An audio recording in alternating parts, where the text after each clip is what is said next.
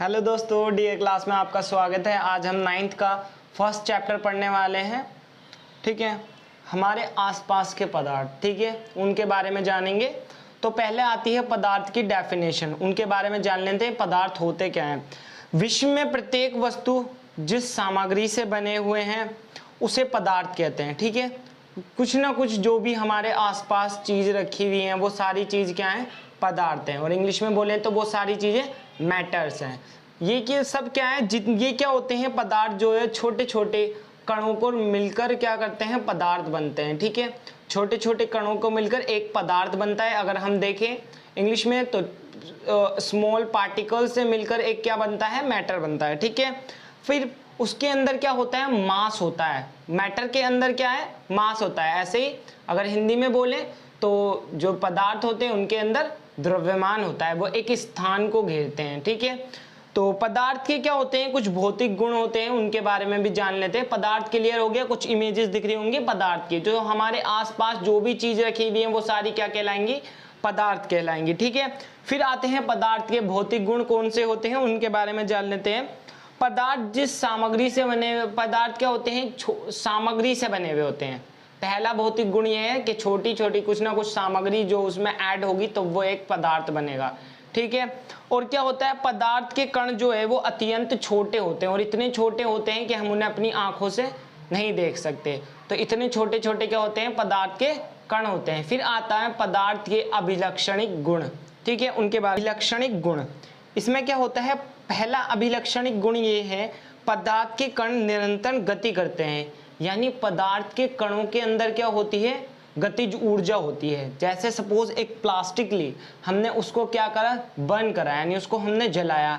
जलने के बाद में क्या होगी, उसकी अवस्था जो होगी वो चेंज हो जाएगी। उसके कण क्या करेंगे, अलग अलग होने शुरू हो जाएंगे। यानी ऊर्जा एक तरीके से उनके अंदर एनर्जी जनरेट होनी शुरू हो जाएगी, जिस वजह से वो क्या करेंगे, एक दूसरे से डिस्ट्रैक्ट होने, यानी कि एक दूसरे से अलग होना शुरू हो जाएंगे। इट मीन्स उनके अंदर क्या है, गतिज ऊर्जा है। ठीक है, फिर उसके बाद में क्या होगा, अगर उनको हम गतिज ऊर्जा कम कर दें, उनका टेम्परेचर कम कर दें, फिर वो क्या होंगे, वापस से उसी अवस्था में आ जाएंगे। उनकी गतिज ऊर्जा क्या हो जाएगी, वापस से कम हो जाएगी। पदार्थ के बीच क्या होता है, दूसरा वाला देखें तो पदार्थ के बीच रिक्त स्थान होता है। इसको एक एग्जाम्पल के थ्रू समझते हैं। जैसे पानी है, पानी में हम शुगर या नमक जो भी हम चाहे मिक्स करते हैं वो मिक्स हो जाता है, पानी में क्या होता है, वो घुल जाता है। मीन्स ये होता है कि वो पानी के अंदर के जो कण हैं उनके बीच में क्या होता है, कुछ रिक्त स्थान होता है, जो हम अभी आगे जानेंगे द्रव के अवस्थाओं में। तो कुछ रिक्त स्थान होता है जिस वजह से उसके कण क्या करते हैं, उन खाली कणों के अंदर समाहित हो जाते हैं। वो आप देख रहे होंगे इस तरीके से अंदर पहुंच जाते हैं, और जिससे क्या होता है, अब उनके बीच का जो गैप था अब उसको क्या है, फिलअप हो चुका है वो, यानी रिक्त स्थान होता है पदार्थ के कणों के बीच। बट ये ठोस अवस्था में ऐसा होता है, पदार्थ के कणों के बीच में कोई भी रिक्त स्थान नहीं होता। फिर आगे आता है, पदार्थ के कण एक दूसरे को क्या करते हैं, आकर्षित करते हैं। फॉर एग्जाम्पल में लें तो हम एक टैप है, टैप को अगर फिंगर टिप लगाएं तो वो क्या होगी, उसकी लहर जो होगी वो दो भागों में बढ़ जाएगी, एंड देन वो नीचे से वापस से जुड़ जाएगी। मतलब मीन्स अगर यहाँ से कोई लहर जा रही है तो वो क्या होगी, वापस से नीचे से जुड़ जाएगी। तो इसलिए बताया जाता है कि हमारे पास में जो कण होते हैं वो पदार्थ के, वो सब क्या करते हैं, एक दूसरे को अट्रैक्ट करते हैं अपनी तरफ। जैसे हम देखें प्लास्टिक वाले को अगर हम समझें तो प्लास्टिक वाले में क्या हुआ, जैसे ही हमने उसको जलाया उसके कण क्या हुए, दूसरे को डिस्ट्रैक्ट करना शुरू हो गए, यानी उनके बीच में रिक्त स्थान आना शुरू हो गया। अब जैसे हमने उनकी तापमान कम कर दिए तो वापस से एक दूसरे को अट्रैक्ट कर लिया। ठीक है, तो ये क्या होता है, अगर हम एक चीज़ और देखें, पानी को एक बहाव मारते हैं तो थोड़ा पानी जो है आसपास की सीमाओं के पास में अगर पानी है तो वो उससे जल्दी मिलता हुआ जाएगा। तो इसलिए बताया जाता है पदार्थ के कण जो हैं वो एक दूसरे को आकर्षित भी करते हैं। ठीक है, तो ये हो गया। अब पदार्थ की अवस्थाओं के बारे में जान लें। पदार्थ की हमारे पास में 3 अवस्था होती हैं। पहली ठोस, द्रव और गैस। ठोस के बारे में जानते हैं, ठोस की क्या प्रॉपर्टीज हैं, ठोस को जल्दी से समझ लेते हैं। ठोस की जो प्रॉपर्टी है, देखो एक तो क्या है प्रॉपर्टी इसकी, ठोस की जो प्रॉपर्टी है, एक तो इसका आकार जो है वो निश्चित होता है। मीन्स उसका शेप जो है चेंज नहीं कर सकते आप, वो एक बार जो शेप उसका है आकार वही आकार रहेगा। ठोस का एग्जाम्पल आप देख रहे होंगे बहुत सारे हैं। ठीक है, तो उसके जो आकार है वो निश्चित रहता है, उसका आकार आप बदल नहीं सकते। बट लेकिन आप उसको तोड़ोगे वो ब्रेक तो हो जाएगा, बट लेकिन उसका शेप चेंज नहीं होगा। जैसे क्या है, अगर कोई चीज़ ली हमने तो उसको ना पाउडर फॉर्म में कन्वर्ट हो गया वो, ठीक है, तो उसका क्या हुआ, वो आकार ना रहेगा, टूट जाएगा, तो क्या है वो ठोस कहलाते हैं। ऐसे पदार्थ जो जो कैसे हैं, अगर हम उन्हें शेप बदलना चाहें तो हम उनका शेप नहीं बदल सकते, या तो वो सीधा टूट जाएंगे, कोई ऐसा शेप नया ही शेप आ जाएगा, बट लेकिन एक कंडीशन होगी जिससे हम शेप भी बदल सकते हैं, तो वो हमें आगे पता चलेगा। अब आता है स्पष्ट सीमाएं। अब जितना है वो उतना ही रहेगा, उसकी स्पष्ट सीमाएं हैं। अब एक ऐसे ईंट ली हमने, ईंट को एग्जांपल के थ्रू अगर हम समझें तो एक जो ब्रिक होती है ईंट, उसकी जो सीमाएं होती हैं अगर आप देखें तो उसकी लेंथ और ब्रेथ क्या एक ठोस ही है, वो भी अगर हम उसको मारें तो क्या होगी, वो टूट जाएगी। लेकिन अगर हम देखें उसका जो जितना उसका शेप है, जितना उसका एरिया वो कवर कर सकती, केवल उतना ही लेगी। स्पष्ट सीमाएं यानी उसकी फिक्स हैं सीमाएं, ठीक है, बाउंड्री बिल्कुल फिक्स होती है। अब उसके बाद में ये दृढ़ होते हैं। दृढ़ मतलब बहुत ज़्यादा कठोर होते हैं, हम इन्हें तोड़ेंगे टूट जाएंगे, हम इन्हें तोड़ेंगे टूट जाएंगे, बट लेकिन क्या होगा, क्या ये ऐसा हो सकता है जैसे क्या है हम लोहे पर मारते हैं, काफ़ी तेज लोहा ठोस है, अंदर मारते हैं और मारने के बाद में क्या होता है, बहुत हल्की सी उस पर चोट लगती है और उसका क्या होता है, थोड़ा सा वो पिचक सा जाता है, हल्का सा, जहाँ पर निशान आ जाता है। क्या ऐसा ब्रिक में हो सकता है? नहीं, क्यों, उसमें क्या होगा, वो निशान नहीं आए, वो पूरी ही टूट जाएगी, ठीक है। बट लेकिन क्या होगा, वो थिन शेप में नहीं ला पाएंगे, हम कभी उसे पतली नहीं कर पाएंगे। तो मीन्स क्या है, ये बहुत ज़्यादा दृढ़ होते हैं। और एक एग्जांपल में और समझ लेते हैं, जैसे क्या है एक रबड़ बैंड। रबड़ बैंड भी क्या है, ठोस का एग्जांपल है। रबड़ बैंड को हम खींचते हैं, वो वापस से अपने शेप में आ जाता है, लेकिन अगर हम उसको खींच खूब जान से खींचे वो टूट जाएगा, और टूटने के बाद में जितना उसका पहले का शेप था उसी शेप में आ जाएगा दोबारा से, जितना उसका पहले का शेप था उसी शेप में आ जाएगा वापस से, ठीक है। अब आगे चलते हैं द्रव की अवस्था के, अगली अवस्था में चलते हैं, द्रव अवस्था। द्रव अवस्था क्या होती है, ये द्रव अवस्था के कुछ एग्जाम्पल आपको दिख रहे होंगे। तो इनमें अगर हम देखें द्रव अवस्था में, द्रव अवस्था ऐसी अवस्थाएं होती हैं, ये क्या होते हैं, जैसे पानी, तेल, जो लिक्विड फॉर्म में होते हैं, वो सारी हमारी द्रव अवस्था के पदार्थ कहलाते हैं, ठीक है। उसके एग्जाम्पल आपको दिख गए होंगे। अब द्रव कैसे होते हैं, उनकी प्रॉपर्टी जान लेते हैं। तो उनकी क्या क्या प्रॉपर्टी होती है, उनके गुण क्या होते हैं। द्रव के जो गुण होते हैं वो बहुत ज़्यादा तरल होते हैं। एक तो पहला गुण है, वो बहुत ज़्यादा तरल होते हैं, ठीक है, जैसे वो लिक्विड फॉर्म में होते हैं, जैसे हमारे पास में पानी है, तेल है, वो कैसे हैं, तरल पदार्थ हैं, ठीक है। कोई स्थिर आकार नहीं होता इनका, ना कोई शेप है ना आकार है, लेकिन अगर हम इन्हें जिस बर्तन में डालते हैं ये उसी का क्या करते हैं, शेप ले लेते हैं, ठीक है। फिर आगे आता है इनका निश्चित आयतन होता है। भाई जितना इनके बीच में रिक्त स्थान होगा उतना ही इनका निश्चित आयतन है। जैसे क्या एक ग्लास में हमने पानी लिया, उसके अंदर हमने नमक 2-3 चम्मच डाला, अब जितना उस नमक को पानी जो है वो नमक, वो पानी के अंदर जितना गैप होगा वो उसके अंदर क्या होगा, समाहित हो जाएगा, और जितना उसमें अब गैप अगर ख़त्म हो जाएगा तो वो बाहर की तरफ दिखना शुरू हो जाएगा, यानी निश्चित आयतन होता है। अब उसमें बताता है कि एक और चीज़ है कि पानी के अंदर क्या होता है, बहाव होता है। अगर हम उसे एक साइड में डालें तो वो दूसरी साइड से क्या होगा, बहता हुआ चला जाएगा, यानी उसके अंदर क्या है, बहाव है, ठीक है। फिर आगे आती है अगली अवस्था जो कि क्या है, गैस अवस्था। गैस अवस्था में क्या है, इसमें भी बहाव होता है, ठीक है, भाव तो इसमें भी होता है, हम देखते हैं ना एकदम से, क्योंकि गैस जो है वो बहुत तेजी से फैलती है, ठीक है, इसमें बहाव होता है।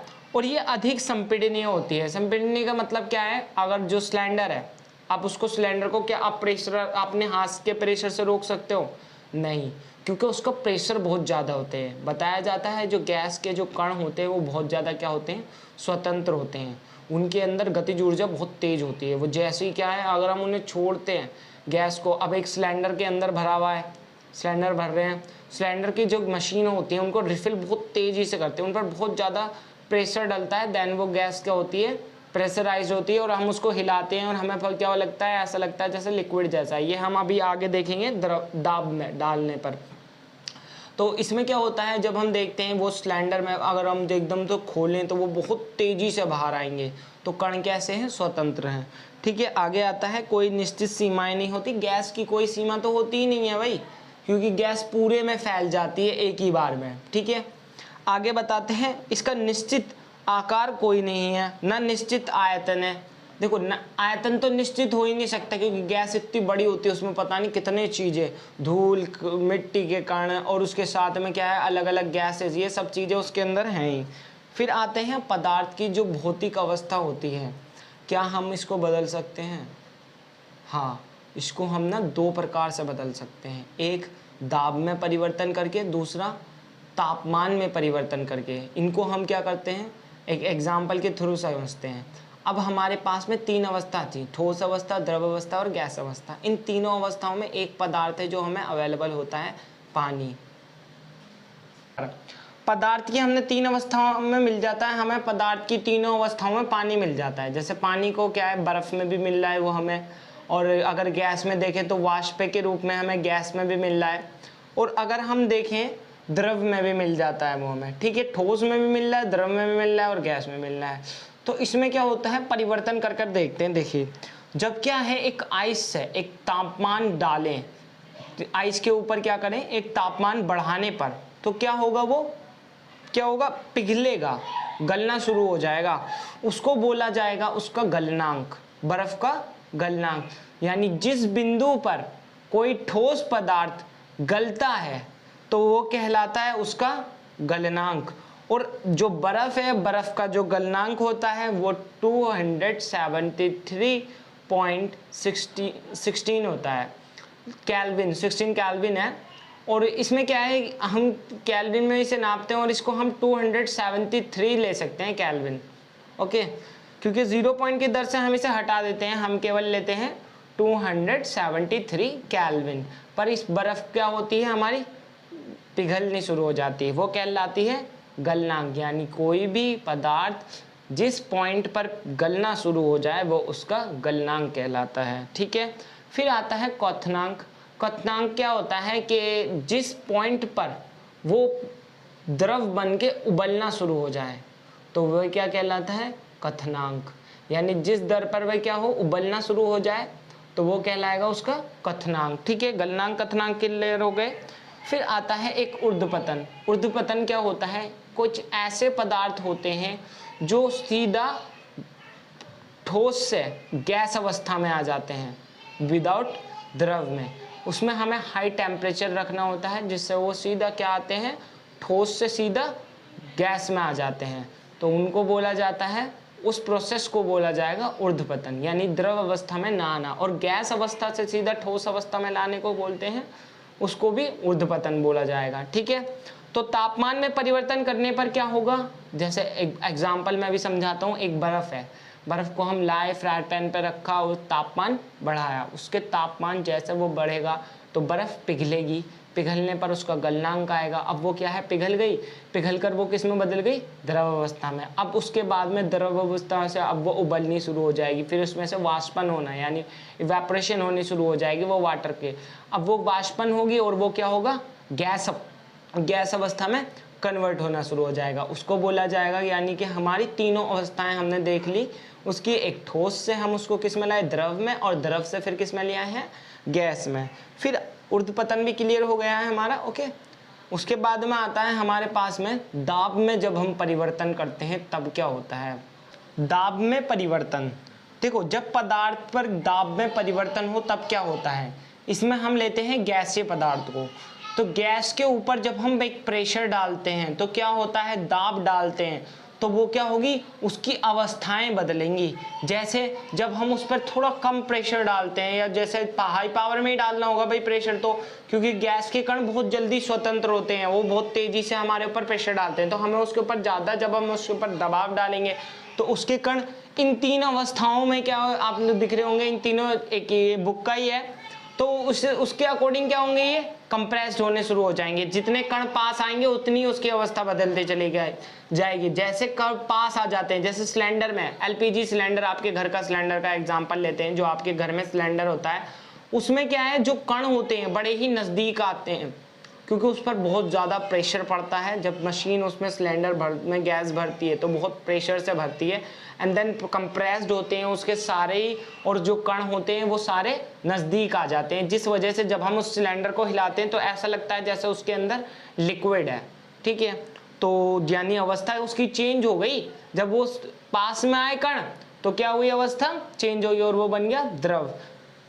आगे आता है गैस द्रव में बदल जाता है दाब डालने पर। हम ये चीज है ये हमें पता चल गया, यानी जब भी हम दाब डालते हैं तो क्या होगा, गैस पदार्थ द्रव अवस्था में बदल जाएगा। ठीक है, आगे आता है वाष्पीकरण। देखो वाष्पीकरण क्या होता है, ये हम शुरू से ही पढ़ते आ रहे हैं। वाष्पीकरण होता क्या है, जैसी हीट क्या करती है, एनर्जी या फिर कोई लाइट पड़ती है, या फिर जैसे हम देखते हैं सूरज की रोशनी है जो बहुत ज़्यादा गर्म है, या कोई तापमान पानी को भाप बनाता है, उस प्रक्रिया में हम उसको बोलते हैं वो वाष्पीकरण है। यानी उसके क्वथनांक यानी उबलने से पहले उसकी भाप बन जाना वो कहलाता है वाष्पीकरण। जैसे होता है समुद्र के ऊपर, जैसे सूरज है, वो सूरज की रोशनी उस पर पड़ती है, जितनी ज़्यादा हीट प्रोड्यूस होती है उतनी ज़्यादा क्या होती है, वाष्पीकरण वहाँ पे होना स्टार्ट हो जाता है। उसी के साथ में जो हमारे घर पे अगर एग्जांपल में चाय जब उबलनी होती है तो उस पर एक टेम्परेचर होता है, वो क्या करती है, भाप बनती है, और भाप क्या बन जाती है वहाँ पर, वाष्पीकरण, वो भी वाष्पीकरण ही कहलाएगा। तो अब इसको प्रभावित करने वाले कुछ कारक होते हैं जिनकी वजह से ये वाष्पीकरण हो सकता है। सबसे पहले आता है तापमान में वृद्धि होने पर। भाई सही बात है, तापमान में जैसे जैसे वृद्धि होती चली जाएगी उसी हिसाब से क्या होगा, जो वाटर है वो उड़ना शुरू हो जाएगा, उसका वाष्पन होना शुरू हो जाएगा। ठीक है, उसके बाद में आता है हमारे पास में वायु की गति। अब वायु की गति, सपोज आपने कपड़े सुखाए हैं, ठीक है, तो क्या होते हैं, अगर तेज हवा चल रही होगी तो उसकी वायु क्या करेगी, उसके अंदर से पानी का वाष्पन कर देगी। ठीक है, उसके बाद में आता है आर्द्रता। आर्द्रता क्या है, यानी ये एक ऐसी वायु होती है जो गर्म जलवायु होती है। ये क्या है, जब किसी वाष्प यानी कि किसी गीले पदार्थ पर पड़ती हैं तो वो क्या करती हैं, उसको सुखा देती हैं। जैसे आपके पास में हेयर ड्रायर में से निकलती है गर्म, उनको बोल सकते हैं, उसको बोल सकते हैं हम आर्द्रता। पानी की हवा के अंदर क्या होती है, आर्द्रता होती है यानी अधिक, तो वो क्या करती है, उसको सुखा देती है। फिर उसके बाद में आता है वाष्पीकरण की शीतलता क्या होती है। देखो जब भी वाष्पीकरण होता है, वाष्पीकरण होने पर क्या होता है, जब भी उस पर वाष्पीकरण होता है किसी भी एक पदार्थ का, तो वो पदार्थ का तो नहीं, जल का ही वाष्पीकरण होगा ज़्यादातर। जल के द्वारा जब उसका वाष्पीकरण हो रहा होता है तो उसकी एनर्जी कुछ लॉस होती है, जिस वजह से वो क्या करता है, अपने आसपास के जितने भी पदार्थ जितनी भी वायु वातावरण में चीज़ है उससे क्या करता है, अपनी एनर्जी को एब्जॉर्ब करने लग जाता है। इसी को बोला जाता है वाष्पीकरण की शीतलता। और आसपास में जब वो एनर्जी को अपने अंदर एब्जॉर्ब कर लेता है तो आसपास में क्या होती है, ठंडक हो जाती है। जैसे एक ठंडी बोतल है, ठंडी बोतल को लाए और हमने रख दी, वो बिल्कुल ठंडी, उसके बाहर क्या होगी, एक मॉइस्चर आ जाएगा। वो किस वजह से आया, जो पानी है उसका वाष्पीकरण की पावर हो चुकी है, उस पर दबाव डला है, जो फ्रिज में से निकला है ना उस पर पहले से ही कंप्रेस्ड है वो, एंड देन जैसे वो बाहर निकल के आता है उसको हम रखते हैं तो उसमें क्या होती है, जो आसपास का वातावरण है वो उससे ऊर्जा को अपने अंदर लेना स्टार्ट करता है, एंड देन वहाँ पर मॉइस्चर आ जाता है इसी वजह से। ओके, ये चैप्टर यहीं पर समाप्त होता है। Thank you so much. अगर इससे रिलेटेड कुछ भी प्रॉब्लम आपको लगे तो आप कमेंट में बता देना, और आगे जो भी वीडियोस आपको चाहिए उनको मुझे बता दीजिएगा, उन्हीं के चैप्टर के ऊपर आपको वीडियोस मिल जाएंगी। एसएसटी की भी सभी वीडियोस आपको अवेलेबल होंगी जल्दी से इस चैनल पर, तो चैनल को जल्दी से लाइक और सब्सक्राइब कर ले। Thank you.